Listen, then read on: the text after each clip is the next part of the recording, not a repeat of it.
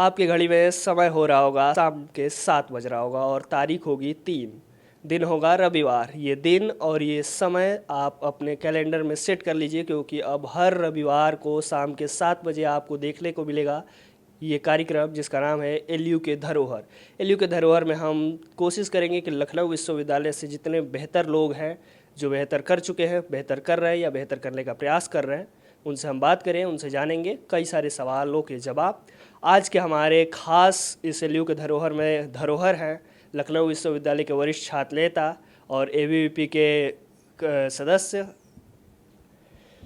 मोहित भैया। बहुत बहुत स्वागत है भैया। बहुत बहुत धन्यवाद आपका और बहुत बहुत आभार आपको और आपके दर्शकों को सबसे पहले बहुत बहुत प्रणाम। और आपको बहुत बहुत आभार इसलिए भी क्योंकि आपने एक ऐसा मुहिम, एक ऐसा कार्यक्रम ये शुरू किया है जिससे विश्वविद्यालय के वो चेहरे जो कहीं ना कहीं सबके मानस पटल से धूमिल हो रहे थे, आज फिर से उन्हें हम उभार सकने का प्रयास कर रहे हैं। और ये आपके माध्यम से हो रहा है, इसलिए आपको और आपके पूरे लखनऊ वाले टीम को बहुत बहुत धन्यवाद। चलिए प्रश्न की सिलसिला शुरू करेंगे। प्रश्न शुरू करने से पहले ही आपको बता दें कि प्रश्न हमारे बहुत कम रहेंगे या ना के बराबर रहेंगे। ज़्यादातर प्रश्न दर्शकों के ही रहेंगे। सवाल दर्शकों के शुरू करते हैं। अभिषेक राय जी ने पूछा है कि एबीवीपी से क्यों जुड़े, क्या वजह है कि विद्यार्थी परिषद से मतलब विद्यार्थी परिषद के अलावा भी कई संगठन है, छात्र संगठन, या फिर बिना संगठन के रहते हुए भी छात्र राजनीति किया जा सकता है, तो आप विद्यार्थी परिषद से क्यों जुड़े? बहुत अच्छा सवाल अभिषेक जी ने किया है। देखिए, इससे मुझे कई बातें कहने को मिलेंगी। अपने विश्वविद्यालय में या आमतौर पे पूरे प्रदेश और देश में प्रमुख रूप से 3-4 छात्र संगठन काम करते हैं। अपने विश्वविद्यालय में एबीवीपी, आयशा, छात्र सभा और एनएसयूआई जैसे संगठन काम करते हैं। सारे संगठन जिन अगर आप ध्यान से देखेंगे, चाहे वो एनएसयूआई हो, समाजवादी पार्टी, समाजवादी छात्र सभा हो या और कोई भी अन्य घटक हो, सब किसी पार्टी विशेष के लिए काम करते हैं। और अखिल भारतीय विद्यार्थी परिषद एक ऐसा संगठन है जो देश के लिए काम करता है, छात्रों के लिए काम करता है, वर्ष भर छात्रों की बात करता है। आप उदाहरण के तौर पे देख सकते हैं, समाजवादी पार्टी के बैनर पे किसकी फोटो होती है? समाजवादी छात्र सभा के अखिलेश यादव की। आप जाइए एनएसयूआई के बैनर को देखिए, एनएसयूआई के बैनर पे किसकी तस्वीर होती है? राहुल गांधी की। और आप इसी प्रकार आइए विद्यार्थी परिषद के बैनर को देखिए, विद्यार्थी परिषद के बैनर पे उस व्यक्ति की, उस विराट महानतम व्यक्तित्व की तस्वीर है जिस व्यक्तित्व से अगर युवा प्रेरणा ले, छात्र प्रेरणा ले, तो अपने जीवन को सुखद और सफल बना सकता है। इसलिए मैं विद्यार्थी परिषद जुड़ा। बाकी विद्यार्थी परिषद ही एकमात्र ऐसा संगठन है जो राष्ट्रवादी छात्र संगठन है, राष्ट्रवादी छात्रों के अंदर राष्ट्रवादी विचारधारा की बीज डालता है। इसलिए विद्यार्थी परिषद से जुड़कर काम करो और मैं बहुत संतुष्ट हूँ विद्यार्थी परिषद में काम करके। आपने जिक्र किया अन्य संगठनों का, जैसे कि एनएसयूआई हो गया और समाजवादी छात्र सभा हो, जिनके बैनर तले बड़े नेताओं का रहता है, जैसे राहुल गांधी का जिक्र आपने किया और अखिलेश यादव जी का। आपके विद्यार्थी परिषद में नहीं रहता है किसी भी मोदी जी का या योगी जी का तस्वीर, लेकिन क्या ये सच रही है कि भारतीय जनता पार्टी के विचारों से और सोच से विद्यार्थी परिषद चलता है, या फिर कहे स्वयं सेवक जो राष्ट्रीय संघ सेवक है उसके विचारों पर चलता है? देखिए, जैसे आपने कहा ना कि भारतीय जनता पार्टी किसी के विचार हमसे मिलते हैं तो हम क्या कर सकते हैं। और आपको बताएं कि विद्यार्थी परिषद हमारा मातृ संगठन राष्ट्रीय स्वयंसेवक संघ है। हमारा जन्म राष्ट्रीय स्वयंसेवक संघ इस भारतवर्ष में राष्ट्रीय स्वयंसेवक 1925 में है, हम 1949 में हैं। हमारी और उनकी विचारधारा एक है। उन्होंने हमें प्रेरणा दी, हम उनकी प्रेरणा से आगे काम करें। और बाकी रही भारतीय जनता पार्टी की बात, तो भाजपा से विचार मिलते होंगे। बहुत लोग ऐसे भी हैं, मैं उदाहरण के तौर पे आपको बता सकता हूं, लोकसभा में भारतीय जनता पार्टी के सांसद थे हुकुमदेव नारायण यादव जी। हुकुमदेव नारायण यादव जी संघ की शाखा में भी जाया करते थे और लोहिया जी के कार्यशाला में भी जाया करते थे। तो ऐसा नहीं है, जहाँ आपका विचार मिलता हो। विद्यार्थी परिषद के लोग के बहुत सारे विचार जो हैं मैच खाते हैं भाजपा के विचार से, इसलिए भाजपा की तरफ उसको कह सकते हैं कि वहाँ लोग जाते हैं ज़्यादा। और कोई इसमें वो नहीं। आप विद्यार्थी परिषद में काम करके, विद्यार्थी परिषद का काम है आपके अंदर राष्ट्रवादी विचारधारा का बीजारोपण कर देना। उसके बाद आप उसको किधर जा करके प्रस्फुटित करते हैं, ये आपकी जिम्मेदारी है। आपने देखा होगा विद्यार्थी परिषद के लड़के केवल राजनीति के क्षेत्र में काम नहीं करते हैं। विद्यार्थी परिषद के लड़के आप ध्यान से देखेंगे तो साइंस के क्षेत्र में, कला के क्षेत्र में, खेल के क्षेत्र में अच्छा प्रदर्शन। अभी हमारा खेल आयाम काम कर रहा है। खेल आयाम से अनेक खिलाड़ी निकल करके जा रहे हैं। अभी हमारा राष्ट्रीय कला मंच काम करता है। राष्ट्रीय कला मंच में विभिन्न कलाकारों को, आपके विश्वविद्यालय में भी हमने बहुत अच्छा कार्यक्रम किया था। अभी प्राण और राष्ट्रीय कला मंच के साथ और एक कवियों के साथ हम लोगों ने कार्यक्रम किया। उनकी जो उनके अंदर की कला थी उसको हमने एक बड़ा मंच दिया। तो विद्यार्थी परिषद का काम है नौजवानों के अंदर से उनकी ऊर्जा को मंच देना और उनको नेतृत्व प्रदान करना। बाकी क्या होता है संगठन, ये सब तो आप समझ रहे हैं। आप बहुत आसानी से जो प्रश्न पूछा जा रहा है उसके जवाब ना दे करके दूसरा बात को घुमा दे रहे हैं। मेरा सवाल ये है कि क्या ये सच नहीं है कि भारतीय जनता पार्टी के नेतृत्व में अखिल भारतीय विद्यार्थी परिषद काम करती है? क्योंकि आप लोग जब भी विरोध करते हैं तो सरकार अगर भारतीय जनता पार्टी की है तो भाजपा की विरोध नहीं करते हैं आप लोग, और जब भाजपा की सरकार नहीं होती है तो सरकार की खूब विरोध करते हैं। क्या ये सच है या नहीं?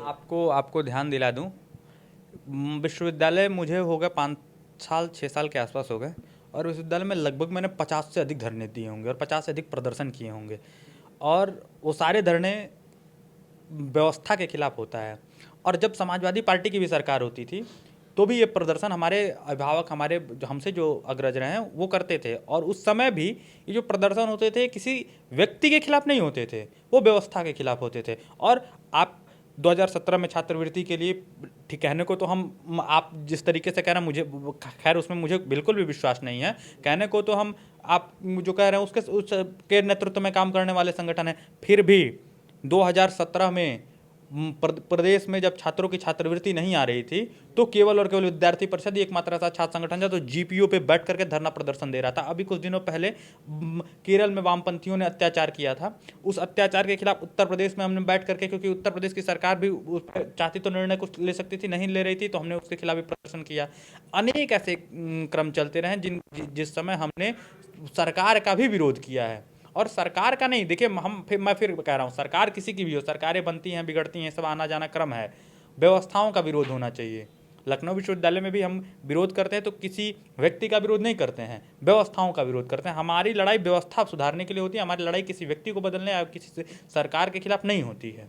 छात्रवृत्ति का आपने जिक्र किया, आपको शायद अच्छे से जानकारी होगा कि पिछले साल ऐसे बड़ी संख्या में खास करके सामान्य वर्ग के जो छात्र थे उनका छात्रवृत्ति नहीं आया, और जब उन्होंने देखा तो उस पर लिखा था कि फंड नहीं है सरकार के पास कि वो छात्रवृत्ति दे दे। एक चुनाव में इतनी सारी खर्चे हो जाते हैं और सामान्य वर्ग के जो गरीब छात्र हैं उसके फंड नहीं आ रहे हैं, उसका पूरा बैलेंस घर का गड़बड़ हो जा रहा है, और उसके बावजूद भारतीय विद्यार्थी परिषद कहाँ थी और कितनी बार उसके लिए आवाज़ उठाई? पहले तो आपके सवाल के लिए आपको धन्यवाद। आपको मैं विद्यार्थी परिषद कहाँ थी पहले वो बता देता हूँ, और उसके बाद एक और बात इसमें जोड़ूंगा। देखिए, सरकार जब भी गलत करती थी, फिर मैं आपको याद दिलाता हूँ, यही लखनऊ के इंदिरा नगर में समाज कल्याण विभाग का ऑफिस है। उस ऑफिस को घेरने का काम अन्य लोग भी कर सकते थे। जो आप विषय बता रहे उसी विषय का जिस दिन ये बयान आया था सचिव का समाज कल्याण विभाग के, उसके बयान के तीसरे दिन ही जा करके, पहले दिन हमने नोटिफिकेशन जारी किया कि आप इस पर हमें 24 घंटे में जवाब दीजिए। 24 घंटे में उनका जवाब नहीं आया था। उसके तीसरे दिन जाकर के इसी लखनऊ के समाज कल्याण विभाग को सैकड़ों लड़कों के साथ हमने घेरा था। ठीक है, परिणाम उसके क्या होते हैं, और उसके बाद परिणाम में बहुत सुधार भी आए थे। हम उससे पहले भी लड़के हमसे मिला करते थे, हम लोगों से मिला करते थे, संगठन के लोगों से मिला करते थे। लड़कों के मिलने का क्रम जारी रहा। मैं ये नहीं बिल्कुल मना नहीं करूँगा कि क्रम खत्म हो गया, लेकिन क्रम में कमी आई, और इसलिए हमारा काम प्रयास करना है। बाकी देखिए, और आपका ये बहुत बहुत मार्मिक भी सवाल है कि आपने अभी कहा ना कि क्या नाम है, किसान के घर बच्चे आते हैं, गरीब परिवार के बच्चे आते हैं, ठेले वाले रेहड़ी वाले के बच्चे आते हैं। देखिए विकास जी, मैं व्यक्तिगत अनुभव आपको बता रहा हूँ अपना। अपने जीवन में मैं कभी मायूस नहीं हुआ था छात्र राजनीति के दौरान। 5 साल हो गए, पहला 2 साल तो मुझे समझने सीखने में लगा कि क्या होती है, कैसे होता है, सब कुछ अपने अग्रजों को देखता था। उसके बाद कम से कम उसके बाद जब काम करना शुरू किया तो 1000 से कम तो नहीं कहूँगा, 1000 से अधिक ही संख्या होगी जिनका प्रत्यक्ष या अप्रत्यक्ष रूप से जिनकी सहायता की गई है। लेकिन मैं अभी कुछ दिनों पहले एक बार बहुत भावुक हो चुका था। एक अपने हॉस्टल की बहन है, मैं नाम नहीं लूँगा, मेरे यहाँ किसी माध्यम से ये मेरे संज्ञान में आया कि उसके घर के लोग कह रहे हैं या तो हम तुम्हें पढ़ाएंगे या तो तुम्हारी शादी कर देंगे। और हम चाहते हैं कि तुम पढ़ाई छोड़ दो, इस साल हम तुम्हारी शादी करना चाहते हैं। ये किसी तीसरे व्यक्ति के माध्यम से मेरे पास आया। मैंने विश्वविद्यालय प्रशासन से भी बात किया। छात्रवृत्ति का समय निकल चुका था और विश्वविद्यालय प्रशासन से जब मैंने बात किया तो प्रशासन के लोग वीसी केयर फंड वगैरह वगैरह कुछ व्यवस्थाएं होती हैं। उस समय चूँकि ये मिड सेमेस्टर की बात थी तो लोगों ने मना कर दिया कि नहीं, हम कर नहीं सकते हैं, हम थोड़ा सा हमारे पास इसमें व्यवधान उत्पन्न होगा, बीच में हम नहीं कर पाते हैं। अगर आपको ये कराना होता तो पहले आप हमारे पास एप्लीकेशन डालते तो हम कर सकते थे। उस समय मैं टूट गया था, क्योंकि देखिए आपको ये पता है छात्र नेता या जो सामान्य छात्र होता है अंबानी और अडानी के घर का नहीं होता है। मैं भी बहुत सामान्य परिवार से आता हूँ, बहुत किसान परिवार से आता हूँ। मेरी भी इतनी क्षमता नहीं है, मेरे घर से भी एक सीमित खर्च आता है, उसी खर्च में मेरा भी छात्र जीवन, छात्र राजनीति का जीवन कैसे चलता है आप लोग बहुत बखूबी उसको देखते हैं कि विश्वविद्यालय में कैंटीनों पे अगर सीनियर हो जाए, अगर बैठ जाए तो क्या क्या किन किन दिक्कतों का सामना करना पड़ता है। खैर वो दिक्कतें नहीं, वो स्नेह है और ये विश्वविद्यालय में परंपरा बनी है, बनी रहनी चाहिए। तो मेरे पास भी उस समय उतनी स्थिति अच्छी नहीं थी कि मैं उसकी मदद कर पाऊँ, और खैर फिर भी इधर उधर से करके किसी भी तरीके से उसको एक सेमेस्टर तक की व्यवस्था की गई। अभी पिछले दिनों रिजल्ट आया यूजी एग्ज़ाम का। पता लगाया गया कि जो ये बच्चों ने एडमिशन लिया, जिनका क्वालिफाई हो गया, छोड़ दिया है। मैंने कुछ लोगों को ऐसा लगाया था जो ये पता करे कि ये बच्चे एडमिशन छोड़ क्यों रहे हैं अच्छे रैंक होने के बाद। उसमें लगभग 25% बच्चे ऐसे मुझे मिले जो बच्चे फीस तो सबमिट कर सकते थे, लेकिन लखनऊ में रहने की व्यवस्था उनकी नहीं हो पाती थी हॉस्टल नहीं मिलने के कारण। क्योंकि उनका रैंक थोड़ा सा कम था, हॉस्टल मिलने का रैंक थोड़ा ये होता है कि जिनकी रैंक अच्छी होगी उन्हीं को हॉस्टल मिलता है। वो नहीं व्यवस्था उपलब्ध करा पाए, इसलिए उन्होंने एडमिशन नहीं लिया लखनऊ विश्वविद्यालय में। मैं आपको कह रहा हूँ और बहुत जिम्मेदारी के साथ अभी बात कर रहा हूँ, इसमें आप चाहेंगे तो हेडलाइन भी बना दीजिएगा कि अब लखनऊ विश्वविद्यालय में आने वाले वर्षों में या आने वाले समयों में कोई भी लड़का अर्थ के अभाव में शिक्षा नहीं छोड़ेगा। एक छात्र नेता के नाते, विद्यार्थी परिषद के कार्यकर्ता के नाते या किसी भी नाते से आप इसे कह सकते हैं, आने वाले समय में कोई भी छात्र अगर उसके पास अर्थ की व्यवस्था नहीं है तो उसके अर्थ की व्यवस्था हम लोग करेंगे। और मैं बता रहा हूँ इसके लिए कैसे करेंगे वो बस विकास जी, ये तो बड़ा प्रश्न है, लेकिन फिर भी मैं आपको एक हिंट दे रहा हूँ। ईश्वर ने मुझसे ये कहलवाया है तो वही माध्यम भी बनाएंगे, वही तय करेंगे कैसे करेंगे। हमारा समाज जो है वो दान पुण्य करने में बहुत उसका अच्छा रिस्पॉन्स रहा है, और आदि अनादि काल से हमारे यहाँ शिक्षा का दान होता रहा है और शिक्षा दान को सर्वश्रेष्ठ दान माना जाता है। हम समाज के ही माध्यम से इसकी व्यवस्था करने वाले हैं। अभी पूरी तरीके से नहीं बताएंगे बिल्कुल। एक हम योजना के तहत आपको भी आमंत्रित करेंगे, आप भी वहाँ आएंगे और बताएंगे। उस समय आपको, जिस समय हम सारी अपनी पूरी तरीके से योजना बना चुके होंगे, उस समय आपको बताएंगे। अभी तो हमने ये इस बार सोचा है, क्योंकि इस बार ये समस्या हम लोगों के सामने बहुत आयत आई है, तो इस बार इसलिए हम लोगों ने सोचा है अगली बार जरूर कुछ ना कुछ करेंगे और आप वहाँ रहेंगे। चलिए, ये तो अच्छी कार्य है, लेकिन हमने जो प्रश्न पूछा था उसका जवाब अभी तक नहीं मिला है कि जो पिछले साल के बच्चे स्कॉलरशिप फॉर्म भरे थे, और फॉर्म भरने में भैया हम आपको बता दें कि हम तो नहीं भरते हैं, लेकिन उसके बाद हमारे बहुत सारे साथी भरते हैं और एक बड़ी उम्मीद लेकर के भरते हैं। उम्मीद के साथ साथ उनके लगभग 200-400 रुपये, 100-200 रुपये तो खर्चे होते ही होते हैं। जा कर के साइबर कैफ़े पर फॉर्म भरवाना, उसके बाद प्रिंट आउट निकलवाना, जमा करना, टीचर के पीछे पीछे घूम के सिग्नेचर करवाना, और उसके बाद लास्ट में रिजल्ट ये आता है कि फ़ंड नहीं है। तो बच्चा बड़ा मतलब उदास हो जाता है कि अरे यार, इतना मेहनत करके फॉर्म भरे और नहीं आया। क्यों नहीं आप लोग एकदम मतलब जैसे कुलपति वहाँ गोरखपुर विश्वविद्यालय के कुलपति के खिलाफ आप लोग उग्र हो गए थे, उसी तरीके से सरकार के खिलाफ क्यों नहीं कभी उग्र हो जाते? और आप लोग तो राजधानी में हैं। बिल्कुल उग्र होंगे भाई, हमने आपसे पहले ही कहा ना कि सरकार। कब होंगे भैया, हमारा सवाल तो ये है ना। देखिए, उग्रता किसी भी चीज़ का निदान नहीं होता है। नहीं, मैं तो उग्रता के लिए बात ही नहीं कर रहा हूँ, मैं तो कह रहा हूँ कि आप लोग जैसे समझा सकते हैं सरकार को समझा दीजिए। हमारा जो तरीका है हम उसको उस हिसाब से उनसे लड़ते हैं, लड़ते रहेंगे, और जब तक उससे बच्चों को क्या फ़ायदा हो रहा है? अभी मैंने आपको बताया ना कि हमसे भी उस समय भी हमारे यहाँ भी बहुत लोग आते थे मिलने के लिए उस चीज़ को लेकर के, लेकिन क्रम कम हुआ। मैं अभी भी वही बात कर रहा हूँ, ख़त्म नहीं हुआ था, क्रम कम हो जरूर गया था। मैं चाहूँगा कि ईश्वर उतनी ताकत दें, हम लोगों को ताकत दे, विद्यार्थी परिषद को उतनी ताकत दें कि ऐसे सवाल आप भविष्य में हमसे ना पूछें। तो क्या विद्यार्थी परिषद से लोग निकल के अभी वर्तमान में सबसे ज़्यादा सरकार में है? आपके कुछ ही साल बड़े होंगे, दाली से ज़्यादा अंसारी भी है। दयाशंकर सिंह जी, और उसके अलावा विद्यार्थी परिषद से संभवतः रहे थे ब्रिजेश पाठक जी। ये लोग निकले हैं विश्वविद्यालय से ही, तो अब ये लोग अगर नहीं समझ रहे हैं तो क्या इसमें आप मान रहे हैं कि भारतीय जनता पार्टी जब तक जहाँ रहती है वहीं की बात करती है, जहाँ वहाँ से निकलती है उसके बाद चर्चा नहीं करती? नहीं नहीं, ऐसा कुछ नहीं है। आपको बता दूं, आज भी प्रदेश में सबसे मजबूत स्थिति में मजबूत नेता कोई है, और मजबूत नेता मैं इसलिए कह रहा हूँ क्योंकि सबसे ज़्यादा जनता से जुड़ा हुआ नेता अगर कोई है तो लखनऊ विश्वविद्यालय के छात्र संघ के पूर्व अध्यक्ष हम लोग के अभिभावक दयाशंकर सिंह जी हैं। और आज भी उनका जनता दरबार मुझे लगता है कि सुबह खुल जाता है और देर रात्रि तक चलता है, और ये संस्कार विद्यार्थी परिषद से ही मिले हैं। बाकी रही दानिश भैया की बात, तो दानिश आज़ाद जी, दानिश भैया के साथ तो हम लोगों को काम करने का मौका मिला, हम लोगों ने देखा है कैसे वो काम करते थे। और आपको बताऊं कि आज भी वो लोग, अगर आप लखनऊ विश्वविद्यालय के छात्र हैं, विद्यार्थी परिषद के कार्यकर्ता हैं, तो आपके काम के लिए, अगर आपका काम जेन्युइन है तो वो सारा प्रयास करते हैं। और केवल यही नहीं, आपने ब्रिजेश पाठक जी का भी नाम लिया, मैं ब्रिजेश पाठक जी के बारे में कहना चाहूँगा कि वो भी विद्यार्थी परिषद के कार्यकर्ता, आप हो ना हो विश्वविद्यालय के, अगर आप छात्र हैं तो आपकी पूरी तरीके से वहाँ सुनवाई है, बस काम आपका सही होना चाहिए, जेन्युइन होना चाहिए। मैं इसके लिए तो तारीफ़ कर रहा हूँ कि बहुत अच्छा कार्य है कि वो मिलते हैं। जाहिर सी बात है, उनके दरवाजे पर जाइए तो बहुत अच्छे से मिलते हैं और एकदम बाय नेम पूछ करके मिलते हैं। वो सब कुछ ठीक है, लेकिन उससे हम पूछना ये चाहते हैं कि छात्रों को क्या फ़ायदा मिल रहा है। जो पिछले साल वजीफ़ा नहीं आ पाया जिन छात्रों का, उन छात्रों के साथ इतनी सारी दिक्कतें हुई होंगी, उनके निदान के लिए आप लोग क्या कर रहे हैं? देखिए, वो सरकार के मंत्री हैं, हम सरकार के आदमी नहीं हैं। मैं अधिकृत नहीं हूँ सरकार के विषयों पे बोलने के लिए। मैं विद्यार्थी परिषद के, और अच्छी बात है कि आप खुल करके बोल सकते हैं। इसीलिए तो कह रहा हूँ कि मैं अधिकृत नहीं हूँ उनके कामकाज पे बोलने के लिए, इसलिए मैं इस सवाल का आपको जवाब नहीं दे पाऊंगा। लेकिन हाँ, विद्यार्थी परिषद क्या करे वो मैं आपको बता चुका हूँ। विद्यार्थी परिषद हमेशा से छात्रों के लिए खड़ी है, खड़ी रहेगी। छात्रवृत्ति का मुद्दा हो, उनके साथ शैक्षिक समस्याएं आ रही हों, किसी भी विषय पे खड़ी रहेगी। इस मुद्दा पर आप इतना तो कह सकते हैं कि भाजपा ने गलत किया?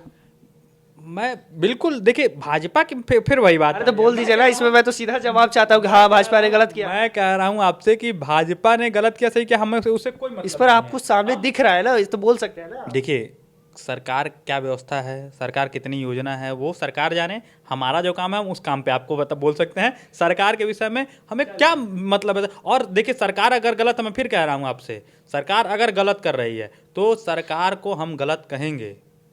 कह नहीं रहे, कह तो रहे हैं सरकार को। अब आप कान ऐसे पकड़े या कान घुमा के पकड़े, अब आप समझ सकते हैं। आप तो पत्रकार हैं, आप लोग से ज्यादा कौन जानता है। चलिए, यही कारण है कि देख सकते हैं आप कि दूसरे को कहेंगे कि एनएसयूआई कांग्रेस की है, समाजवादी छत्र समाजवादी पार्टी की है, लेकिन एबीवीपी भाजपा की नहीं है और भाजपा की बुराई भी नहीं करेंगे। चलिए अगला प्रश्न पूछते हैं। तो अभी आपने छात्रावास की काफ़ी जिक्र किया और मेरा अगला सवाल छात्रावास से ही जुड़ा हुआ है। ये दिव्यांश गुप्ता जी ने सवाल पूछा है कि अभी कुछ ही दिन, 2-4 दिन पहले की बात है, बड़ा ही फेमस छात्रावास है जिसमें ज़्यादातर टॉपर बच्चे रहते हैं जिनका रैंक 1 से 10-20 के बीच में रहता है। उसका नाम है LVS, लाल बहादुर जी के नाम पर है, लाल बहादुर छात्रावास। उसमें एक दीवार ऊपर से गिरता है और छात्र दिन के समय में आराम कर रहा होता है, लगभग 2 बजे के समय में, और वो मरते मरते बचता है। उसके पैर कट जाते हैं, फिर उसका दूसरा कमरा दिया जाता है और उस कमरे में ट्रांसफ़र किया जाता है। इतना गंदा स्थिति है छात्रावास की, इसके लिए आप लोग क्या कर रहे हैं? देखिए, आपको पूरा विषय आपने बता दिया है। छात्रावास की समस्या के लिए हमने पिछले 17 जून के आसपास की ही बात है, हम लोगों ने छात्रावास की अनियमितता को लेकर के, छात्रावास में जल और बेसिक बुनियादी सुविधाओं को लेकर के ज्ञापन दिया था DSW को। DSW ने उसे एक्सेप्ट भी किया हमें, और बहुत सारी चीज़ों में सुधार भी हुआ। देखिए, मैं ये नहीं कहता हूँ सारी चीज़ों में सुधार हो गया है, लेकिन जिस दिन की आप ये घटना बता रहे हैं उस दिन मैं अपने यहाँ पढ़ा था। मुझे जब फ़ोन आया कि पत्रकारों के ही माध्यम से मुझे भी पता चला, मैंने उस बच्चे से तुरंत संपर्क साधा था और उससे हमारी बात भी हुई थी। सुबोध है वो, 118 नंबर कमरा। मैं आपको कमरा भी बता रहा हूँ, इसलिए बता रहा हूँ ताकि आप ये ना सवाल करें कि आप कितना जानते हैं उस बच्चे के बारे में। तो 118 नंबर उसका कमरा था, हमारी बात हुई। वो उस बेचारे को बहुत देर तक समझ ही नहीं आया उसके साथ क्या हुआ है। छत गिरी थी, फिर हमारी बात प्रोस्ट से भी हुई। अब घटना हो चुकी थी तो उस पर ठीक है आक्रोश था। रविवार का दिन था, हम कुछ कर भी नहीं सकते थे, रविवार का दिन था। तो उसको प्रकोष्ठ से बात करके वहाँ पे उसको बुनियादी सुविधाएं जो थी वो मुहैया कराई गई थी और उसका इलाज हुआ। प्रकोष्ठ की ही जिम्मेदारी, और देखिए इसमें मैं सरासर जिम्मेदारी मानता हूँ प्रकोष्ठ को। विश्वविद्यालय प्रशासन को भी जिम्मेदार इसलिए मानता हूँ क्योंकि प्रकोष्ठ की नियुक्ति वो ही करता है। प्रकोष्ठ अगर सारे कमरों की हालात अगर उसने चेक किए होते पहले से, उसके बाद आवंटित किए होते, तो ये घटना नहीं होती। और आपको मैं बताऊं, उसी एलबीएस छात्रावास में अभी रिनोवेशन का काम चल रहा था, पिछले साल से काम वो चल रहा है। हम गए, कई कमरे ऐसे मिले जो ऊपर से सीलन थे उनमें। हम रोज रोज तो कमरों में जा नहीं सकते, हम हर एक कमरे में तो जा नहीं सकते हैं। देखिए, यहाँ छात्रों की भूमिका बढ़ जाती है।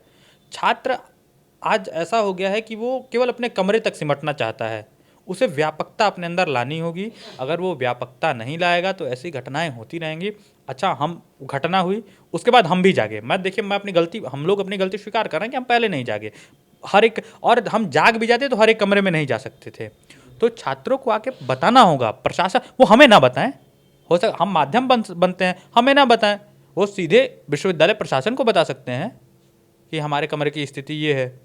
अगर विश्वविद्यालय प्रशासन तब नहीं सुनता तो हम लोग बैठे हैं। और मैं आपको बता दूं, हर बार मैं कहता हूं, हम लोग दरी बिछाने वाले छात्र संगठन से आते हैं। अगर काम नहीं होगा तो विश्वविद्यालय में कहीं भी दरी बिछ जाएगी और वहीं बैठ जाएंगे, और जब तक काम नहीं हो जाएगा तब तक उठेंगे नहीं। चलिए, ऐसी बहुत सारी अभी विश्वविद्यालय के भी कमरे ऐसे हैं जिनकी हालत ठीक नहीं है और उनको रिनोवेट कराने की आवश्यकता है। अगला प्रश्न जिसने भी पूछा, मैं नाम नहीं लेना चाहता हूँ, हालांकि इसमें नाम है, आपके रिलेशनशिप के बारे में वो जानना चाहती है। महिला है। ये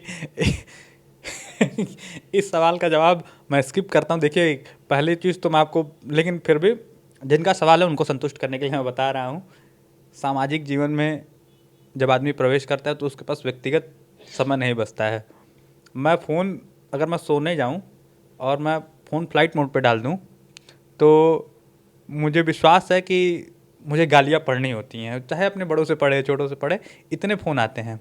अब आप अंदाज़ा लगा सकते हैं कि आज के इस युग में जो व्यक्ति दूसरों के लिए, अब आपको तो पता ही है कि रात को हम लोग कभी भी फ़ोन आ जाए और चले जाते हैं, कहीं पे भी चले जाते हैं, तो हम लोग पास क्या व्यक्तिगत बचता है? सारा समय हमारा समाज का समय है, सारा जीवन ही समाज का जीवन है। समाज के जीवन में व्यक्तिगत जीवन को हमने तिलांजलि देने का प्रण लिया है। पता नहीं ईश्वर क्या चाहता है हमसे, हमें नहीं पता है, लेकिन हम तो कोशिश अभी भी करते हैं और आगे भी करते रहेंगे कि व्यक्तिगत जीवन से बेहतर सामाजिक जीवन में रहा जाए और इन सारे विषयों को स्किप कर दिया जाए जीवन में स्किप कर दिया जाए। हालांकि ये कहने की बातें होती है, आप नहीं जवाब देना चाहते, ये आपकी इच्छा।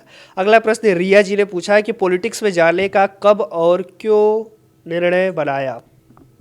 कब? अच्छा, ये बताइए कि पॉलिटिक्स में व्यक्ति जब भी जाता है, आप ये बताइए कब ऐसा लगा कि अब मुझे राजनीति करना है, छात्र राजनीति करना है? मतलब कब ऐसा विश्वविद्यालय में उस समय, या फिर पारिवारिक आपका माहौल भी चूंकि राजनीति से थोड़ा बहुत जुड़ाव है तो उसके कारण, या कैसे, मतलब आप?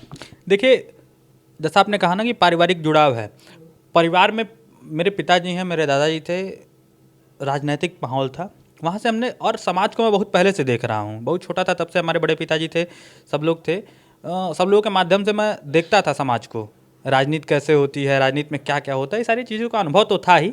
बस ये है कि, और मैंने कभी ये तय नहीं था कि मुझे राजनीति करनी है। पता नहीं क्या होता है ना कि ईश्वर चाहता है वही आपसे कराता है, और जब ये जीवन मालिक के हाथों में सौंप दिया है तो मालिक जहाँ लेके, जिस क्षेत्र में और मैं आपको ये भी बता रहा हूँ कि भविष्य में भी मैं अगर राजनीति करूँगा कि नहीं करूँगा इसकी कोई गारंटी नहीं है। ईश्वर जिधर मोड़ देगा उधर जाके, बस हाँ, एक बात और कहना चाहता हूँ कि सेवा का काम कभी नहीं रुकेगा। मैं हमेशा ईश्वर से यही प्रार्थना करता हूँ कि इतना मजबूत जरूर बनाना कि कोई अगर मुझसे कोई बात कहता है, किसी प्रकार की मदद चाहता है, तो उसकी मदद करने योग्य रहूं। बाकी क्या होगा क्या नहीं होगा तो ईश्वर जाने। और राजनीति के क्षेत्र में मैं तो चाहता हूं कि नौजवान राजनीति के क्षेत्र में आए, क्योंकि आज की राजनीति विचारों की राजनीति से बहुत विमुक्त मुड़ रही है, दूसरी तरफ जा रही है। वैचारिक राजनीति की कमी हो रही है, आज की राजनीति ग्लैमर की तरफ भागना चाहती है।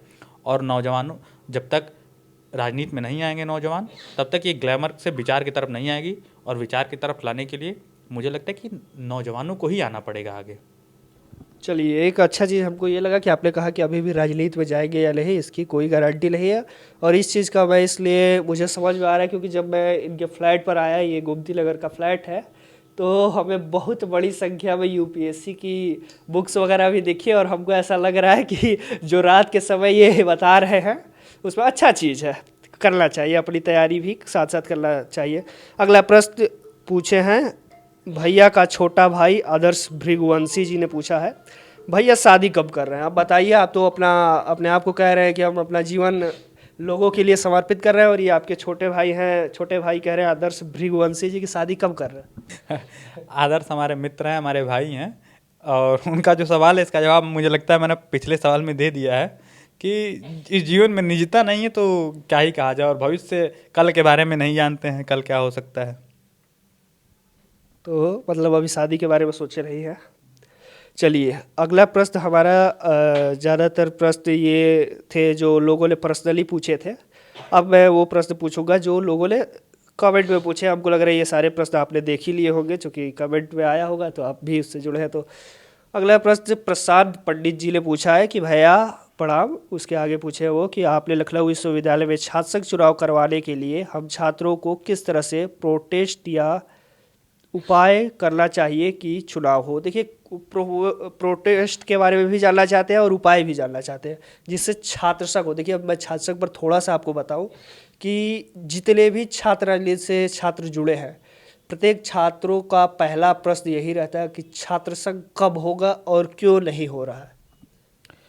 आपने अभी कहा ना कि जितने छात्र राजनीति से लोग जुड़े हैं वो सब ये प्रश्न करते हैं कि छात्र संघ क्यों नहीं हो रहा है और कब हो रहा है। देखिए, इसका बस आपके सवाल में ही इसका जवाब भी निहित है प्रशांत, और मैं जवाब दूंगा तो उसी जवाब में प्रशांत मेरे बहुत अच्छे भाई हैं, प्रशांत का भी जवाब मिल जाएगा। देखिए, अब छात्र नेताओं को एक सोच से, एक मानसिकता से ऊपर उठनी होगी। केवल हम प्रदर्शन करेंगे तो छात्र संघ बहाल हो जाएगा।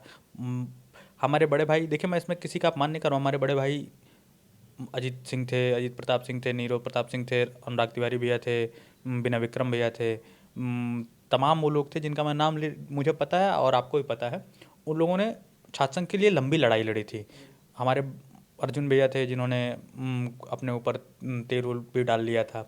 उसके बाद लगातार आपने देखा, मैंने भी देखा, हमारे छोटे भाई विंध्या शुक्ला हैं, विपुल यादव थे, हमारा छोटा भाई प्रिंस है, तमाम ऐसे नाम हैं जो लोग लगातार 167 दिनों तक विभिन्न प्रकार के अभियान चलाते रहे, और मैं उनके एफर्ट को प्रणाम करता हूँ। लेकिन देखिए, हम मुझे लगता है कि मुझ में, मैं अपनी कमी बता रहा हूँ, उनमें कोई कमी नहीं है। उन लोगों ने बहुत अच्छा प्रयास किया है, चाहे वो 2017 में रहा हो चाहे इस समय रहा हो। प्रियेश देव, ये लोग वो लोग थे जिन्होंने बहुत अच्छा प्रयास किया। मैं आपको अपनी कमी बता रहा हूँ, हमारी कमी कहाँ है। हो सकता है कि मेरी कमी में लोग अपनी भी कमी देख सकते हैं। हम लोग आम छात्रों को बता ही नहीं पा रहे हैं, और इस मुहिम से आम छात्र नहीं जुड़ पा रहा है। हमें अपनी ये कमी तलाशनी होगी कि आम छात्रों को हम किस तरीके से समझा पाएँ कि छात्र संघ क्यों जरूरी है। देखिए, कैंपस पॉलिटिक्स में छात्र संघ का होना बहुत जरूरी है। आज विश्वविद्यालय ने 2006 में, और तमाम आज प्रदेश के विभिन्न विश्वविद्यालयों में छात्र संघ बंद है। सारे विश्वविद्यालयों ने छात्र संघ बंद करके छात्र संघ का पदाधिकारी बनने से रोक दिया था लोग छात्रों को। छात्रों ने एक बहुत बड़ी गलती की मित्र, ये हम लोगों के ऊपर अभिश्राप बन रहा है। उन लोगों ने छात्र संघ का पदाधिकारी बनने से हमें रोका था।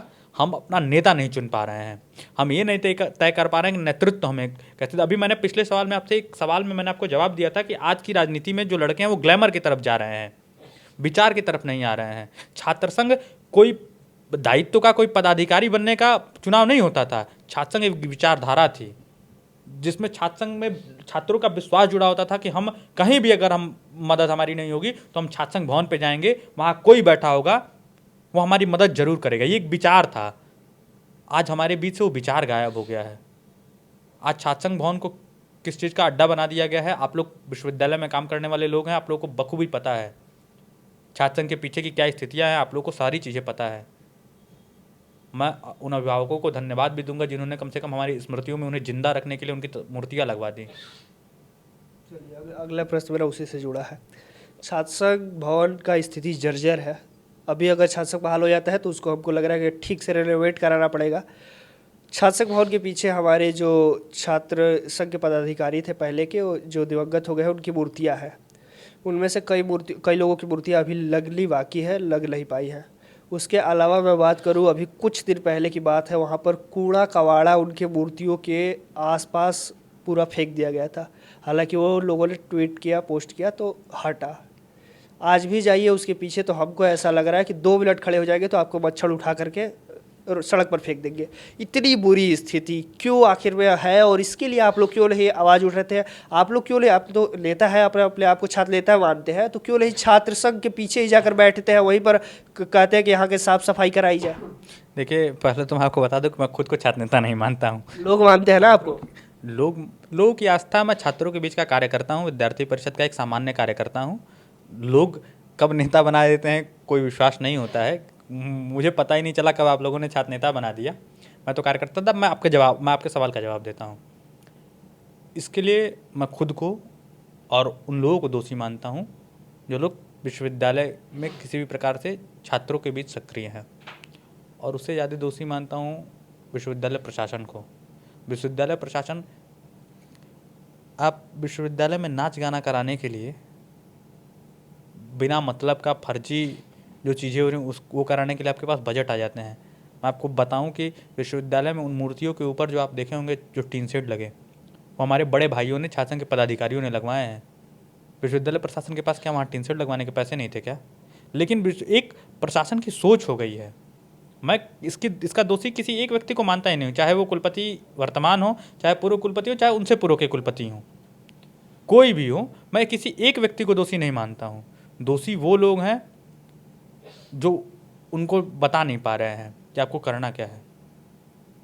और आप इसी से मैं अपनी गलती मानता हूँ, साथ साथ अपने साथ उन लोगों की गलती मानता हूँ जो लोग विश्वविद्यालय की राजनीति में हैं कि वो ये साफ सफाई नहीं करा पा रहे हैं। और मैं आपको एक बात और कहना चाहता हूँ।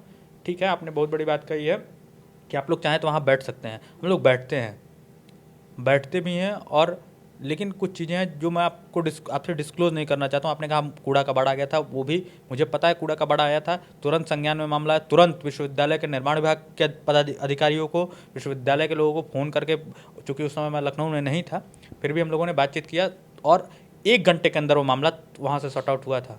1 घंटे में और वो देखिए, कूड़ा कबाड़े वाला जो विषय था वो एक मानसिक रूप से विक्षिप्त व्यक्ति था, जो विश्वविद्यालय में आप लोगों को प्रायः घूमते हुए मिल जाएंगे। उन्होंने ला करके रख दिया था। तो लेकिन भावनाएं आहत हुई, हम लोगों की भावनाएं। तो विश्वविद्यालय प्रशासन की गलती थी। वहाँ पे अगर एक गार्ड नियुक्त हो जाता तो ऐसा नहीं हो पाता। और विश्वविद्यालय प्रशासन की बहुत बड़ी कमी है, बहुत बड़ी चूक है। छात्र संघ के पदाधिकारियों का ये अपमान कह सकते हैं इसे।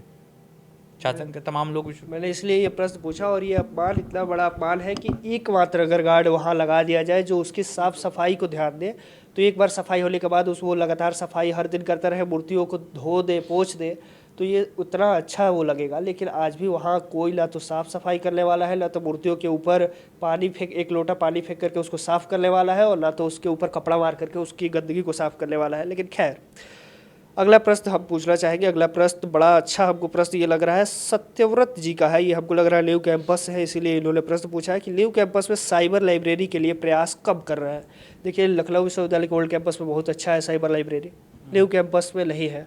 तो वो जानना चाहते हैं कि इसके लिए आप प्रयास करेंगे, क्योंकि आप भले ओल्ड कैंपस से ज़्यादा जुड़े हैं, लेकिन न्यू कैंपस भी विश्वविद्यालय का ही भाग है।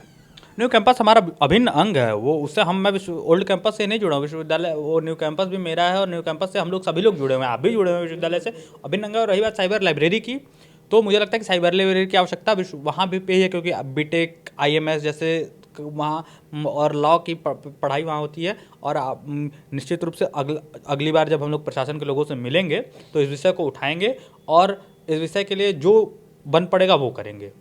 और मैं ये सत्यव्रत भैया हम लोग के बड़े भाई हैं, उनको आश्वासन तो नहीं दे पाऊंगा, लेकिन हाँ विश्वास जरूर दिलाऊंगा कि अगली बार जब भी मिलेंगे हम, इस बात की चर्चा होगी प्रशासन के लोगों से। अच्छा, पहचान भी जा रहे हैं कि कौन पूछा है। चलिए, अगला प्रश्न उत्कर्ष सिंह जी ने पूछा है कि विद्यार्थी परिषद का दायित्वधारी कौन लेता है जो छात्र संघ का चुनाव करवाने के लिए संगठन के भाई साहब के साथ धरने पर बैठने के लिए कहेगा, और कब बैठेगा।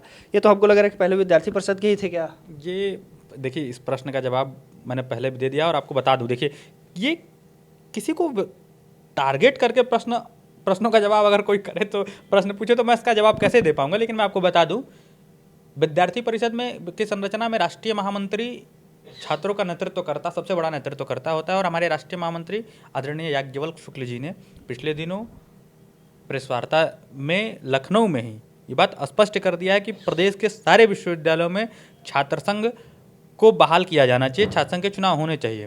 और मैं आपसे पहले भी कह चुका हूं कि छात्र संघ का चुनाव अगर हमें कराना है तो हमें केवल छात्र नेताओं को सक्रिय नहीं होना पड़ेगा, आम छात्रों को सक्रिय होना पड़ेगा, आम छात्रों से ज़्यादा जनता को सक्रिय होना पड़ेगा। जनता के अंदर विश्वास दिलाना होगा कि छात्र कल का नहीं आज का नागरिक है और आज के नागरिक को नेतृत्व प्रदान करने की आवश्यकता है। लेकिन इस प्रश्न पर हमको लग रहा है क्या इसमें गलत, क्या आपको लगा, थोड़ा सा ऐसा लगा कि जैसे कि किसी भाई साहब, तो मुझे लगता है कि किसी व्यक्ति को तो आप लोग भाई साहब ही कह के बात करते हैं। ठीक, हम तो मैं उसके लिए मैं जिम्मेदार खुद को मानता हूँ। उत्कर्ष मेरे मित्र हैं, उनसे कह रहा हूँ कि उसका जिम्मेदार मैं हूँ और मैं उनसे कह भी रहा हूँ, आपके माध्यम से खुले मंच से कह रहा हूँ, वो आए, उनके नेतृत्व में अगर हम नहीं बैठेंगे तो हम दोषी होंगे। अगर लेकिन मैं फिर अभी आपसे कह रहा हूँ कि ऑर्गेनाइज्ड तरीके से हम किसी की का कॉलर पकड़ने के लिए नहीं बैठने वाले हैं। हमें हमारा जो मुद्दा, हम उस मुद्दे को पे मजबूती से बात करने के लिए बैठे होने चाहिए और मजबूती तभी आएगी जब आम छात्र जुड़ेगा। और मैं पूछना चाहता हूँ, जो जिन लोगों ने छात्र संघ पे सवाल किया, मैं सबका सम्मान करता हूँ, बहुत आदर से उनसे पूछना चाहता हूँ, क्या हमने आम छात्रों से इस विषय पे कितनी बात की है आम छात्रों की। और मैं आपसे भी निवेदन करना चाहता हूँ कि आप भी आम छात्रों के बीच जाइए। आम छात्र मतलब सामान्य छात्र जो क्लासेस तो हम लोग भी करते हैं, जैसे जो क्लास से निकल करके और विभिन्न कैंटीनों पे, पार्कों में मिल जाएंगे, उनसे आप बातचीत करिए, उनसे पता करिए कि उनकी मंशा क्या है छात्र संघ को लेकर के, और उनके अंदर अगर निगेटिव हो तो आप हमें बताइए, हम उसको दूर करने का पूरा प्रयास करेंगे। और जब ये सारी चीज़ें दूर हो जाएंगी तो निश्चित रूप से अगर विश्वविद्यालय में रहे और हनुमान जी ने चाहा तो हम इस पे प्रयास करेंगे। चलिए, ये जो हमने कमेंट अभी आप के सामने पढ़ा उसमें कई सारे जवाब भी आए हैं लोगों के, खैर उस पर अब हम आगे नहीं जाएंगे। अगला प्रश्न युवराज सिंह जी ने पूछा है और बड़ा लंबा ये प्रश्न पूछ दिए हैं। बड़े भैया को सादर प्रणाम, एक कमेंट में किए हैं और दूसरा पूछे हैं, बड़े भैया वैसे लखनऊ विश्वविद्यालय में बहुत सारी समस्या है कि छात्र संघ का चुनाव के लिए परिषद से अलग हटकर एक आम छात्र नेता बनकर कब से मुहिम चला रहे हैं, कब आप छात्र संघ भवन को खाली करा रहे हैं। जो छात्र प्रथम वर्ष में आता है उसको कोई ऑफिस नहीं पता होता है, वो आता है और परेशान होता रहता है।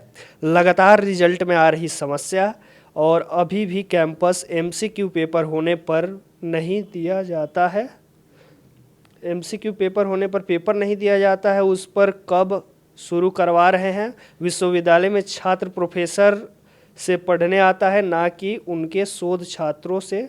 और भी प्रश्न थे पर अब आगे पूछा जाएगा। मैं देखिए इसमें बहुत सारे प्रश्न हैं, ये एक साथ भले पूछ दिए हैं लेकिन इसमें हमको लग रहा है कई सारे। देखिए छात्र संघ पर उन्होंने शुरुआत में पूछा है, उसके अलावा ये पहले तो ये बताइए कि आप हट करके विद्यार्थी परिषद से हट करके कुछ करने वाले हैं कि डर है कि विद्यार्थी परिषद निकाल देगा। मैं फिर वही बात, ये बताइए, मैं आपसे पहले भी कह चुका हूँ कि विद्यार्थी परिषद से हट करके क्यों, जितने लोगों ने सवाल किया उन सबसे मैं पूछना चाहता हूँ कि विद्यार्थी परिषद से हट करके क्यों। मैं बताऊं? हाँ बिल्कुल बताइए। क्योंकि विद्यार्थी परिषद अभी तक छात्र संघ के लिए खुल करके आ नहीं रहा। आपकी जानकारी के लिए बता दूं कि विद्यार्थी परिषद का फिर मैंने कह रहा हूँ, राष्ट्रीय महामंत्री से बड़ा कौन नेतृत्व करता है हमारा। ये कहने से छात्रों को क्या मिल रहा है? जब वो समाज में पत्रकारों के सामने और नेशनल मीडिया पे ये कहते हो कि हम चाहते हैं विद्यार्थी परिषद, और केवल वो ही नहीं, हमने अपने अधिवेशन में प्रस्ताव में सारी चीज़ें पास कराई हैं और वहाँ कोई ऐसा नहीं है कि विद्यार्थी परिषद के 10 पदाधिकारी बैठ जाते हैं और वो पास करा देते हैं। वहाँ सामान्य छात्र बैठा होता है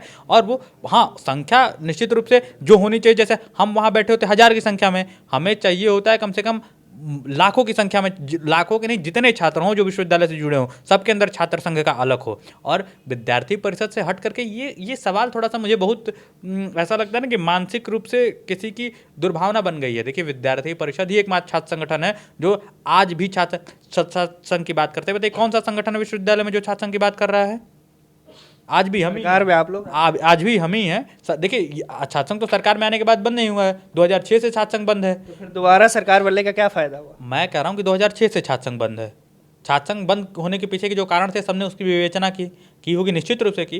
क्या उसके बाद लोगों की जिम्मेदारी नहीं बनती थी? लोगों 2017 में विद्यार्थी परिषद के तमाम पदाधिकारी बैठे थे, वो जो छात्र संघ बहाली मोर्चा के साथ, विद्यार्थी परिषद के लोग बैठे छात्र संघ बहाली मोर्चा के साथ। साथ ही साथ आपको बताऊं कि छात्र संघ एक ऐसा विषय है जो सामान्य छात्रों का विषय है, तो हमें ये इस बात से अपनी दूरी बना लेनी चाहिए कि विद्यार्थी परिषद के साथ और आम छात्रों के साथ। और विद्यार्थी परिषद का मतलब ये कि आम छात्र जिस मुद्दे पे सहमति बना लेंगे हम वहाँ सहमत हैं। हम खड़े होंगे उनके लिए। आम छात्रों की सहमति तो आप बनवाइए, और मैं बनवाऊंगा, हम लोग बनवाएंगे, निश्चित रूप से प्रयास करेंगे। प्रयास करेंगे। दोबारा भारतीय जनता पार्टी की सरकार है, अब हमें नहीं पता कि कितनी बार सरकार बनने के बाद प्रयास करेंगे। खैर, प्रयास करेंगे ये कह रहे हैं, बड़ी बात है। अगला प्रश्न उन्होंने इसी प्रश्न में एक ही साथ उन्होंने पूछ दिया है कि आप छात्रसंघ भवन कब खाली करा रहे हो, उसमें ताला लटका हुआ है। युवराज जी, एक सवाल नहीं, उसमें 5-7 सवाल आपने एक ही साथ मुझे बता दिया है। युवराज जी को मैं विश्वास, मैं ये उनकी बात छोड़िए, पहले बताइए खाली कब करवा रहे हैं। कह रहा हूँ करवा रहे हैं कि नहीं? उसी का जवाब दे रहा हूँ। मैं उनको बता दूँ या सबको बता दूँ, विश्वविद्यालय के आम छात्रों को, अगर मेरे कलम से खाली होना होता तो मैं उसे कल खाली करा देता। हर चीज़ कलम से नहीं होता। मैं बता रहा हूँ, लेकिन लड़ करके खाली कराना है। लड़ाई की प्रक्रिया लंबी होती है, लड़ाई लड़ी जाएगी, देखा जाएगा। अगर ईश्वर चाहेंगे तो वो हो सकता है कभी भी खाली हो जाए। और उसमें कुछ ऐसे कार्यक्रम होते हैं जो गतिविधियां नहीं होनी चाहिए उसमें। अगर छात्रसंघ भवन को छात्रों को सुपुर्द कर दिया जाता है तो आप जो पिछले आप मूर्तियों के साथ की समस्या बताएं, वो समस्या भी नहीं आती। हम पूरी कोशिश करेंगे कि इसका निदान किया जाए, और अगली बार जब बातचीत करने जाएंगे तो जो आपने ये जो सवालों की झड़ी लगाई है उसमें हमें बहुत कुछ सीखने को दिया, और बहुत सवाल हमें भी दे दिए जो हमें प्रशासन से करने हैं। बहुत चीज़ें थी जो हम तक नहीं पहुंच पाती थी। चलिए, अगला प्रश्न ये भी है कि जो नए छात्र आते हैं उनको पता ही नहीं होता है कि कौन सा जगह कहाँ है, ये भी उन्हीं का सवाल है। और ये सच्चाई है कि अभी मैं बता दूं, आप किसी भी चौराहे पर लखनऊ विश्वविद्यालय के खड़े हो जाएंगे तो सब लोग पूछते हैं कि भैया CPMT बिल्डिंग कहाँ है, तो भैया ये बिल्डिंग कहाँ है, ये ऑफिस कहाँ है, वो ऑफिस कहाँ है। और उनको इतनी दौड़ाया जाता है, इतनी दौड़ाया जाता है कि अगर कोई बच्चा डॉक्यूमेंट वेरिफिकेशन करे, अभी एक समस्या आपको बता दूं कि क्लासेस चलना शुरू हो गई है फर्स्ट सेमेस्टर की, आपको भी इस चीज़ की जानकारी होगी, लेकिन आज अभी तक छात्रावास आवंटित नहीं हुए हैं। और वो बच्चे परेशान है कि हम रहे कहाँ इतने दिनों तक, या तो वो क्लास छोड़े या तो फिर वो कहीं हॉस्टल ढूंढे, प्राइवेट हॉस्टल। इस विषय पे हमारी भी बात हुई है, संगठन के लोगों की बात हुई है, और सामान्य छात्रों ने भी जाकर के मुलाकात की है। चीफ प्रोवोस्ट से बातचीत हुई थी, उन्होंने एक सप्ताह का समय दिया कि एक सप्ताह में लगभग सारे नए छात्रों के लिए, जैसे जो पुराने छात्र हैं जिनका भी पेपर खत्म हुआ उनके लिए नहीं, नए छात्रों के लिए आवंटन कर देंगे। और मुझे लगता है कि आवंटन की सूची आई भी है, BSc और BA LLB क्या? हाँ, जो कुछ सूची आई है और आने वाली सूची आने। देखिए, आपका ये सवाल थोड़ा सा प्रशासन की तरफ का है, मैं उसमें क्या कह पाऊंगा, लेकिन फिर भी उन्होंने अगर समय दिया तो हम उनके विपरीत नहीं जाएंगे, उनके समय का सम्मान करेंगे। और अगर हाँ जरूरतमंद छात्र को नहीं देंगे तब योजना बनाई जाएगी जो आप कह रहे हैं, जो आप चाहते हैं। चलिए, हम कुछ नहीं चाहते, हम ये चाहते हैं कि सभी छात्रों का समस्या का निदान हो। अगला प्रश्न उन्हीं ने पूछा है कि MCQ पेपर हो रहा है और वो पेपर दिया ही नहीं जाता। इस चीज़ के बारे में हमें जानकारी नहीं है, लेकिन ये बताइए कि पेपर नहीं दिया जा रहा है तो छात्र कैसे पता करेगा कि वो कितना सही क्या है, कितना गलत। और फिर उसका तो 0 दे देंगे, या चाहे 2 नंबर दे, 5 नंबर दे, वो तो सोचेगा कि अब मैं कैसे उसको प्रूफ करूँ कि मैंने सही किया है। ये समस्या आपके संज्ञान में नहीं, मेरे संज्ञान में है। और इस समस्या में मुझे लगता है कि अभी कुछ दिन पहले ही हम लोगों की बात भी हुई है। हम लोगों ने शायद अपने ज्ञापन में जो मैंने आपको बताया ना कि वो जो पिछले ज्ञापन में ये चीज़ मेंशन है कि केवल, और वो सोच रहे होंगे कि केवल सेमेस्टर एग्जाम की बात हो। हम लोग उससे एक कदम आगे बढ़ करके, मैं उनको बता रहा हूँ, एक कदम आगे बढ़ करके हम लोगों ने जो एंट्रेंस एग्जाम होते हैं उसमें भी पेपर अवेलेबल नहीं कराए जाते हैं, हमने उसकी भी बात रखी है। और ईश्वर चाहे तो अगली बार से उसमें भी मिलेगा। चलिए, उसमें तो हालांकि आंसर की मिलता है, लेकिन इसमें वो भी नहीं मिल रहा। तो ये हर्ष जी ने पूछा LU में अब तक अपने सफ़र के बारे में कुछ बताइए। अच्छा, LU में अच्छा कुछ ऐसा बताइए जो थोड़ा अजीब लगा हो आपको, इतने दिन रहे 5-6 साल, उसमें कुछ बताइए, कुछ अजूबा कहानी बताइए। इस विश्वविद्यालय ने निखारा है। जब हम लखनऊ आए थे तो हम भी देखिए, पहले दिन की घटना बता रहे हैं आपको। जब हम पहले दिन आए थे तो निशातगंज में हमारा कमरा हुआ करता था, एक छोटा सा कमरा था। उसी कमरे से 8-10 से क्लास स्टार्ट होनी थी। तो चूँकि घर भी रहा करते थे तो लेट सो के उठने की आदत हुआ करती थी, लेकिन विश्वविद्यालय में एक माहौल था कि विश्वविद्यालय जाना, उत्सुकता भी थी। मैं 6 बजे उठ गया था, 8-10 की क्लास थी, 8 बजे मैं कैंपस में था। जब क्लास करने गया तो पहले दिन ऐसा लग रहा था कि कहाँ सब कैसी जगह पे ला के बैठा दिया गया हूँ, अनजान जगह है। छात्र भी आते थे तो चूँकि सब लोग नए ही थे तो सबके मन में, लेकिन ठीक है, मित्रता वहीं से पहले दिन से ही मित्रता, 2-4 मित्र बने। आज मित्रों की इतनी लंबी श्रृंखला है ईश्वर के आशीर्वाद से। और विश्वविद्यालय में देखिए बहुत कुछ सिखाया है, कुछ अजीब नहीं लगा। विश्वविद्यालय में जो भी घटना हुई उससे सीखने को मिला है। अजीब तो कभी कुछ नहीं लगा, क्योंकि क्या होता है ना कि अपने घर में जब हम जाते हैं तो अपने घर में अगर गंदगी भी हो तो वो भी अजीब नहीं लगता, ऐसा लगता है कि वहाँ सोना रखा हुआ है, सोने का झरना रखा हुआ है, वही हम लोगों ने माना। हाँ, लेकिन गंदगी विश्वविद्यालय में हमें पसंद नहीं है और बर्दाश्त भी नहीं है। बाकी हमारा सफ़र कैसा रहा क्या बताएं। आप तो कुछ घंटे लेकर के आए होंगे, कुछ मिनट लेकर के आए होंगे। अगर लखनऊ विश्वविद्यालय के सफ़र को मैं बताने लगूं तो एक एक दिन की मैं आपको कहानी बता सकता हूं। एक एक दिन की स्मृति है मेरे अंदर, कैसे छात्रों के साथ जुड़ना भिड़ना, हॉस्टल में कैसे लड़के क्या क्या करते हैं, फिर किस माहौल में हमें याद करते हैं लोग, किस माहौल में हम लोग पहुँचते हैं। सारी बातें अगर बताने लगेंगे तो बहुत लोग उसमें जुड़ेंगे, बहुत लोग बिछड़ छूट जाएंगे, तो उसकी चर्चा कैसे करें समझ में नहीं आ रहा है मुझे। यही कहेंगे कि विश्वविद्यालय ने निखारा है, विश्वविद्यालय भविष्य की योजना मेरी जो है विश्वविद्यालय ने ही तय की है। अगला प्रश्न प्रिंस कुमार जी ने पूछा है, और ये हमको लग रहा है कि हमने क्वेश्चन नहीं पढ़ा, ये बड़ा गलती कर दिया। भैया प्रणाम, जैसे शिक्षक संघ कर्मचारी संघ है वैसे ही सभी छात्रों की आवाज़ बुलंद करने वाला छात्र संघ विश्वविद्यालय में नहीं है। और बड़े भैया, आपको ऐसा नहीं लगता कि सभी दल जाति धर्म मजहब को पीछे कर सभी को एक साथ आकर एक आवाज़ बनकर हम सभी को एक अच्छे नेतृत्व के साथ छात्र संघ बहाली का बिगुल बजाना चाहिए? बाकी 377 जहूराबाद जिंदाबाद। अच्छा, आप विधायकी लड़ने वाले हैं क्या? मैंने आपको पहले ही ये बता दिया था कि छात्र संघ के विषय में जो जो उनका सवाल है कि हम सबको साथ आगे करना चाहिए कि नहीं, वो हमें करना है। और करना चाहिए कि नहीं करना चाहिए, इस पर तो ये तो किसी के मन में प्रश्न चिन्ह नहीं रहनी चाहिए इसको लेकर के।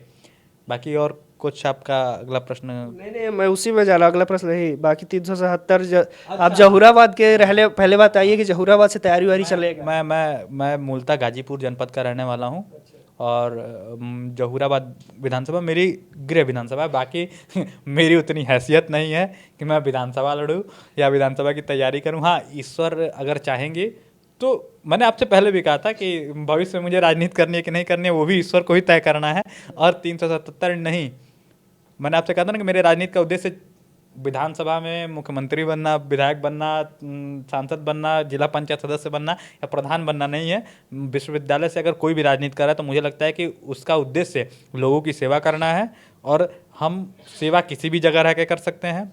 जरूरी नहीं 377 विधानसभा में रह करेंगे, हो सकता है कि ईश्वर ने तय किया हो कि लखनऊ ही रह के करना हो, लखनऊ ही रह के करेंगे। चलिए, आ सकते हैं, आपका जवाब यही है। अगला प्रश्न ये प्रियेश शंकर मिश्रा जी ने पूछा है। बड़े भैया को सादर प्रणाम, सदैव अपने छोटे भाइयों के हित में काम किए हैं।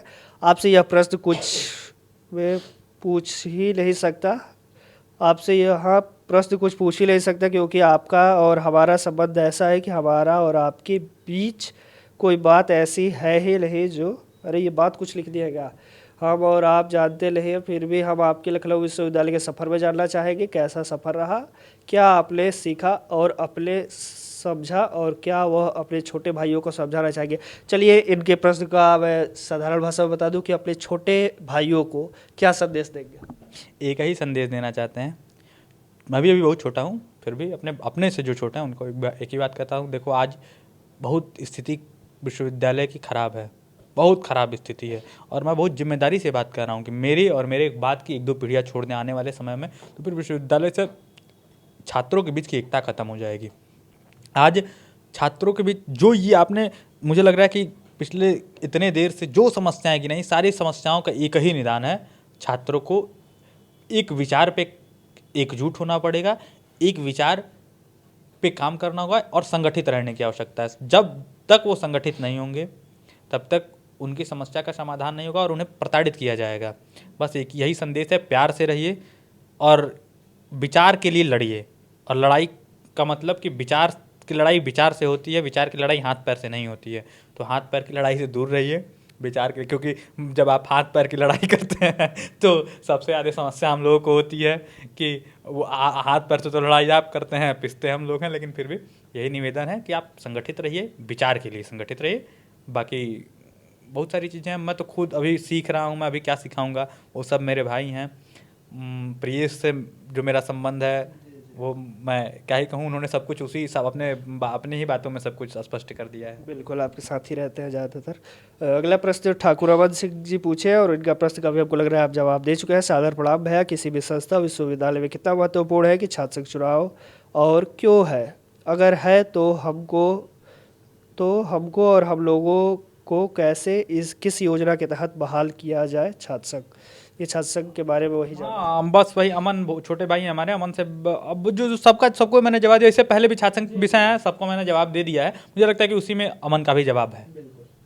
अगला प्रश्न अनंग मिश्रा अभिषेक मिश्रा अनंग जी ने पूछा है कि देखिए वो दिल्ली विश्वविद्यालय चले गए हैं स्नातक यहाँ से पूरा करके, और उनके जैसे कई लोग जा रहे हैं। जो लोग लखनऊ विश्वविद्यालय छोड़ रहे हैं कि मतलब कि अब अपने आगे की सफ़र कहीं और से जारी करना चाहते हैं, तो उनके लिए क्या कहेंगे?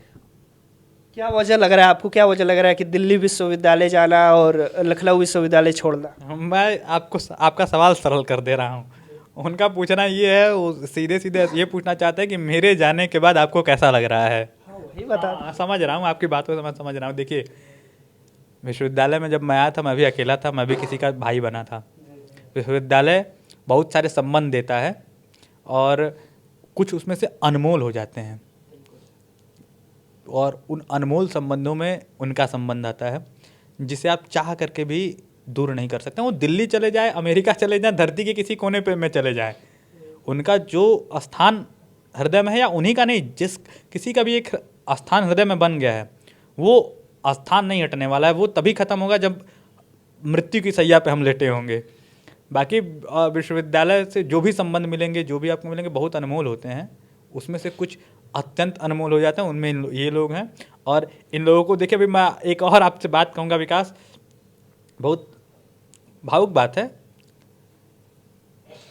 पिछले दिनों सबकी परीक्षाएं ख़त्म हुई थी, हॉस्टल मुझे जाने का मन नहीं करता था, या विश्वविद्यालय में मैं कम ही जाना चाहता था, क्योंकि सब लोगों ने एक ऐसा माहौल बना दिया था कि थर्ड ईयर कंप्लीट हो रहा है तो जा रहे हैं। और एक मुझसे क्या होता है कि मैं थोड़ा सा विश्वविद्यालय के जो लगाव है उनको मैं व्यक्तिगत लगाव मानता हूँ अपना, और उनका पकड़ करके उस समय की जो बातचीत होती थी वो बहुत परेशान करती थी।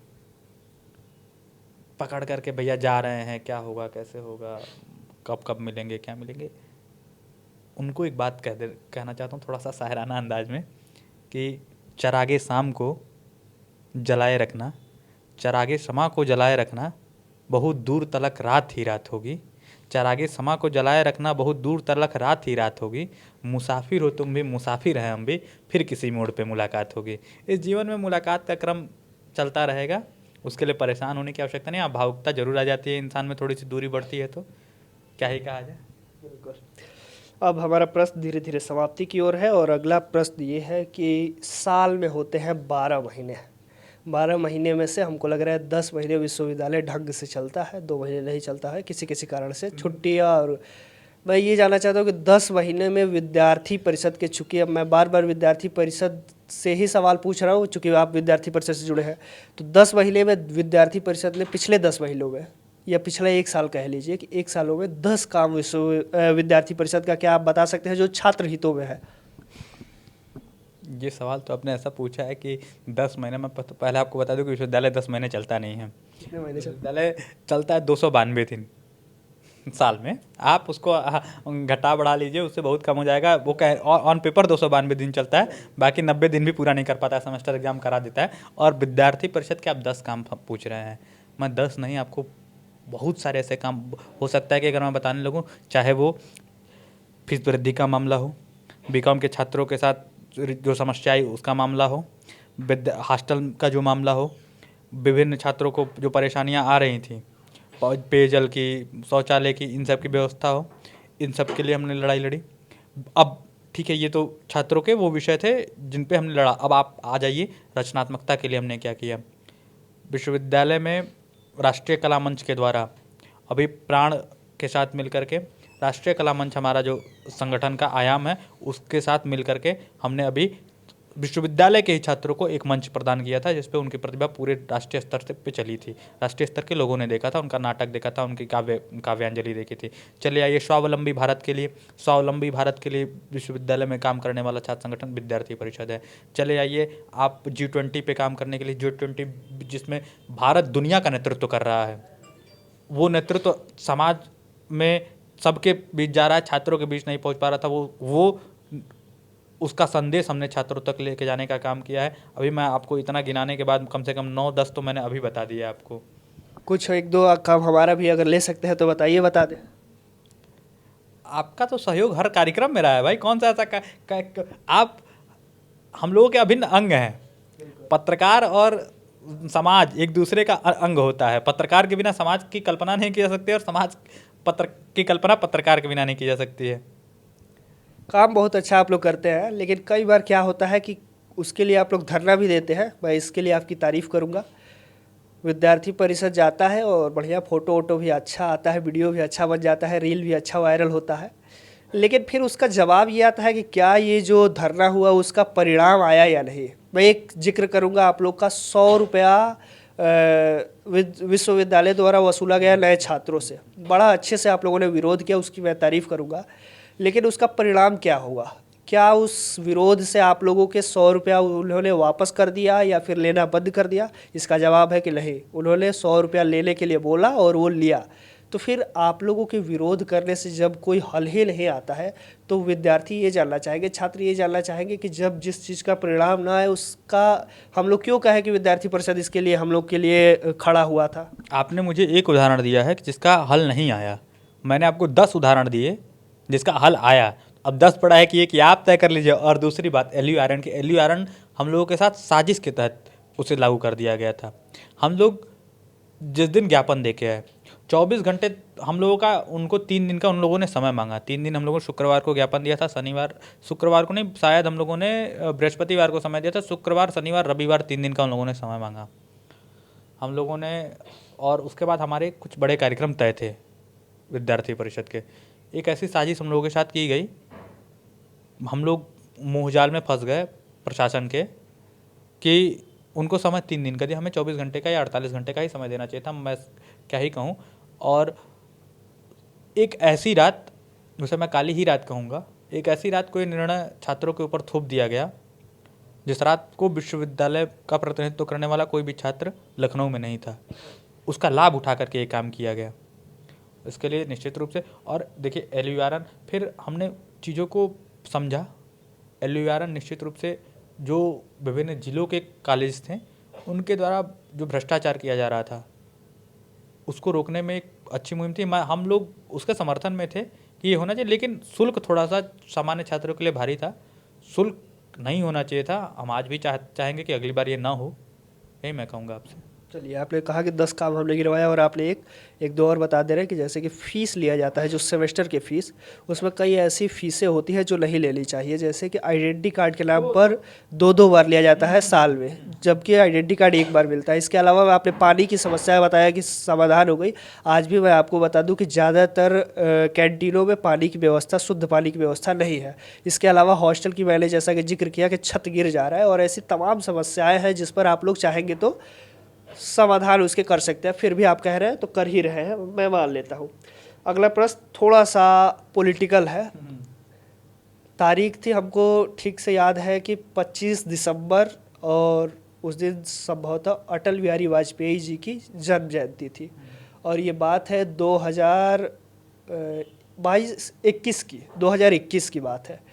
उत्तर प्रदेश के मुख्यमंत्री श्री योगी आदित्यनाथ जी ने यह घोषणा किया कि प्रत्येक स्नातक, प्रस्नातक और साथ साथ ऐसे डिप्लोमा और जो भी पढ़ाई कर रहे छात्र 12वीं के बाद, उन सभी छात्रों को दिया जाएगा टैबलेट और स्मार्टफोन।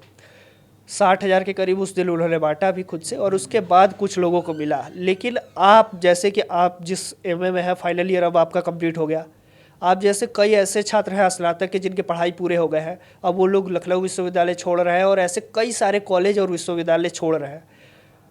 उनको अभी तक टैबलेट और स्मार्टफोन नहीं मिला है। आपको मिला है कि नहीं, पहले ये बताइए। देखिए, मुझे भी नहीं मिला है और लखनऊ विश्वविद्यालय के छात्रों को नहीं मिला है। लखनऊ विश्वविद्यालय के नहीं, पूरे उत्तर प्रदेश की समस्या है। नहीं, ये उत्तर प्रदेश की समस्या नहीं है। मैं, आप थोड़ा सा जानकारी इसको इकट्ठा कर लीजिए और या दुरुस्त कर लीजिए। मैं, आप पत्रकार हैं, आपके तंत्र बहुत व्यापक हैं, आप पता कर सकते हैं। लखनऊ विश्वविद्यालय से संबंधित कॉलेज जो हैं उनको बट गए हैं सभी को नहीं बटे लगभग। अब सबकी मैं बात नहीं कर रहा हूँ, लगभग मैं बात करूंगा ना सबकी। मैं कह रहा हूँ कि लगभग कॉलेजेस के बट गए हैं, लखनऊ विश्वविद्यालय के नहीं बटे हैं। अभी जो मैं अभी पिछला ज्ञापन की जिसमें बात कर रहा था, DG शक्ति पे हम लोगों ने बातचीत किया। वाइस चांसलर साहब के यहाँ लड़के गए थे, विद्यार्थी परिषद का प्रतिनिधिमंडल गया था। प्रतिनिधिमंडल से उन्होंने बात की, उन्होंने आश्वासन दिया। फिर मेरी भी लगातार कई बार बात हुई।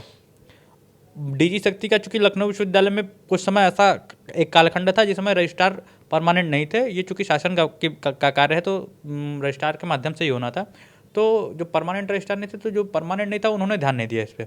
लेकिन जब परमानेंट रजिस्ट्रार आए हैं तो उन्होंने प्रयास किया है, और मैं विश्वास के साथ कर रहा हूँ, उन्होंने मुझे ही आश्वस्त किया था कि सितंबर मिड तक इसकी व्यवस्था हो जाएगी, और उन्होंने मुझसे ये बात लगभग एक सप्ताह पहले ही कही थी। तो हमें उनको समय देना चाहिए, और ये सबको मिलेगा। अगर किसी का अधिकार है, किसी का हक है, तो हम विश्वास दिलाते हैं, एबीवीपी भी आपको विश्वास दिला सकती है कि हम लोग सबके लिए लड़ेंगे, सबको दिलाएंगे। लड़ना क्या है भाई, जब ये सरकार की व्यवस्था सरकार दे रही देगी, सब जो जिसका अधिकार है, जिसको मिलना है मिलेगा।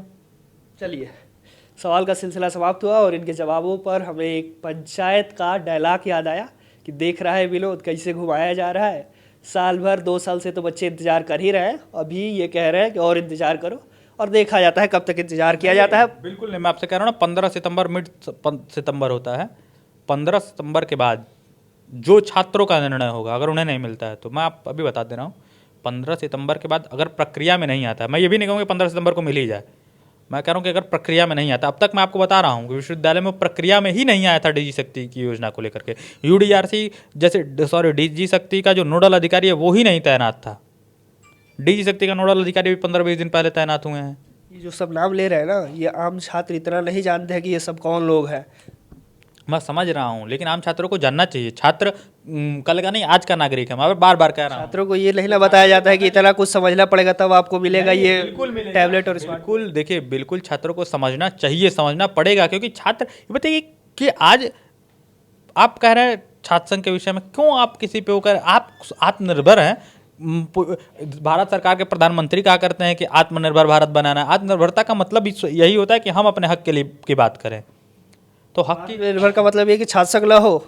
मैं कह रहा हूं कि आत्मनिर्भरता का मतलब ये जो आप ये कह रहे हैं ना कि छात्र ये सब नहीं जानते, छात्रों को जानना चाहिए। छात्र गांव का वो किसान तो है नहीं जो बेचारा स्कूल तक नहीं जा पाता। आप स्कूल पास करके विश्वविद्यालय में आ रहे हैं, आपको जानना चाहिए कि ये सब नोडल अधिकारी क्या होता है, जो और यूडीआरसी का चेयरमैन क्या होता है, विश्वविद्यालय का वाइस चांसलर क्या होता है, विश्वविद्यालय का रजिस्ट्रार क्या होता है, कौन सा काम किसके अधीन आता है।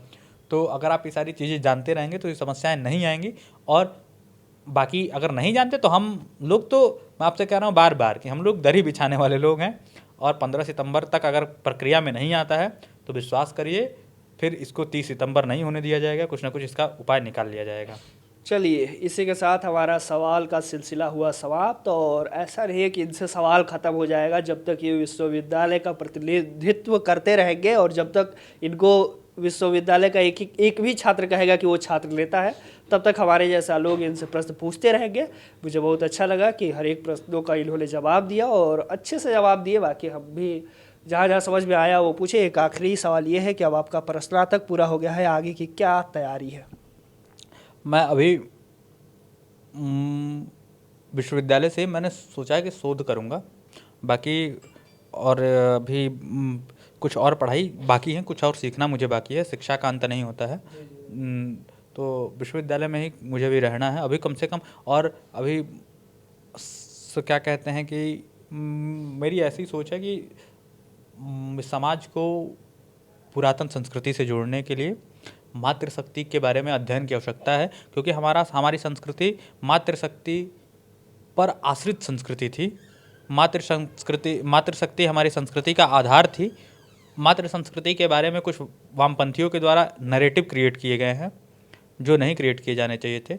इसलिए मैं औरतों के विषय में अध्ययन करने वाला हूँ और विश्वविद्यालय में उसकी पढ़ाई होती है, मैं वो पढ़ाई करने वाला हूँ। चलिए, बहुत बढ़िया।